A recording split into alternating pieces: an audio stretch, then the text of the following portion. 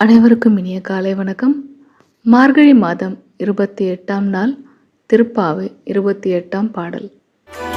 பறவைகள் பின் சென்று கானம் சேர்ந்துண்போம், அறிவொன்றும் இல்லாத ஆய்குலத்து உந்தன்னை பிறவி பெருந்தனை புண்ணியம் யாமுடையோம், குறைவொன்றும் இல்லாத கோவிந்த உந்தன்னோடு உறவேல் நமக்கிங்கு ஒழிக்க ஒழியாது.